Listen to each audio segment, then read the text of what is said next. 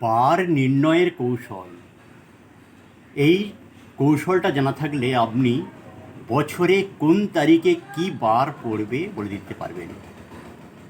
তাহলে শোনা যাক সেই কৌশলটা। 7 দিনে সপ্তাহ, 30-এ তো মাস, 365 দিনে বছর, জানা 12 মাস।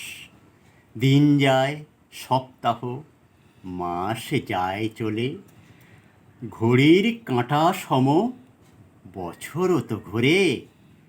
বছর তো 6টা ঋতু, গ্রীষ্ম, বর্ষা, শরৎ, হেমন্ত, শীত, ওরে পুনরায় বসন্ত ফেরে। আজ যদি সোম হয়, 80 দিন পরে কি বার হবে তাহা কে বলিতে পারে? 7 দিয়ে ভাগ করো, সংখ্যাটা তার মিলে গেলে ওই বার। জানো তো এবার? ভাগশেষ যদি থাকে, বার করো যোগ, সেই দিন হবে তাহা নাহি দুর্ভোগ। এইভাবে গুণে করো নতুন পঞ্জিকা, তারিখ দিন মনে রেখো না শঙ্কা। নমস্কার।